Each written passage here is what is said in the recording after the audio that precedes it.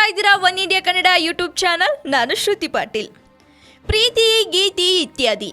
ಪ್ರೀತಿ ಯಾವಾಗ, ಎಲ್ಲಿ, ಹೇಗೆ ಪ್ರಾರಂಭವಾಗುತ್ತೆ ಅನ್ನೋದೇ ಗೊತ್ತಾಗಲ್ಲ.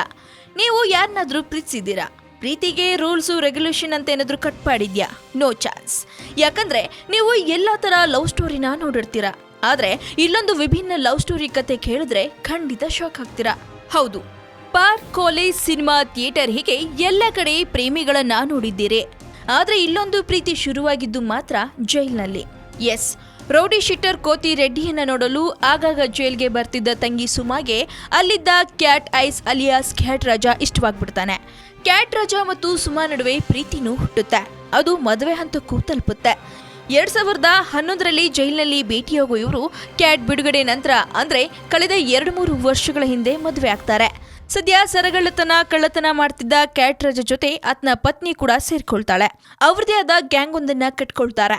ಇನ್ನು ಇತ್ತೀಚೆಗೆ 2016ರಲ್ಲಿ ರಾಮನಗರದ ರಾಜಕಾರಣಿಯೊಬ್ಬರನ್ನ ಕ್ಯಾಟ್ ಕೊಲೆಗೈದು ಜೈಲ್ಗೆ ಸೇರ್ಕೊಳ್ತಾನೆ.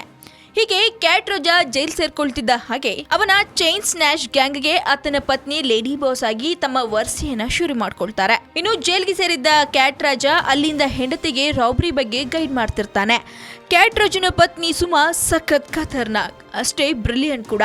ಯಾಕಂದ್ರೆ ಸುಮಾ ಒಂದು ಪ್ಲೇಸ್ ನಿಂದ ಮತ್ತೊಂದು ಪ್ಲೇಸ್ಗೆ ಸ್ಥಳಾಂತರ ಆಗ್ತಾನೆ ಇರ್ತಾಳೆ. ಈಗಾಗಲೇ ಈಕೆ ಗ್ಯಾಂಗ್ ನಲ್ಲಿರೋ 8 ಮಂದಿಯನ್ನ ಬಂಧಿಸಿರೋ ಪೊಲೀಸರು ಸುಮಾಳ ಹುಡುಕಾಟಕ್ಕೆ ಬೃಹತ್ ಪ್ರಮಾಣದ ಶೋಧ ಕಾರ್ಯಾಚರಣೆ ನಡೆಸಿದ್ದಾರೆ. ಇನ್ನು ಒನ್ ಇಂಡಿಯಾ ಕನ್ನಡದಲ್ಲಿ ಸದ್ಯಕ್ಕೆ ಸುದ್ದಿ ಇಷ್ಟು. ಮತ್ತಷ್ಟು ಸುದ್ದಿಗಾಗಿ ಸಬ್ಸ್ಕ್ರೈಬ್ ಮಾಡಿ one India Kannada YouTube channel. ಹಾಗೆ ಈ ವಿಡಿಯೋ ನಿಮಗೆ ಇಷ್ಟವಾದಲ್ಲಿ ಲೈಕ್ ಮಾಡಿ, ಶೇರ್ ಮಾಡಿ.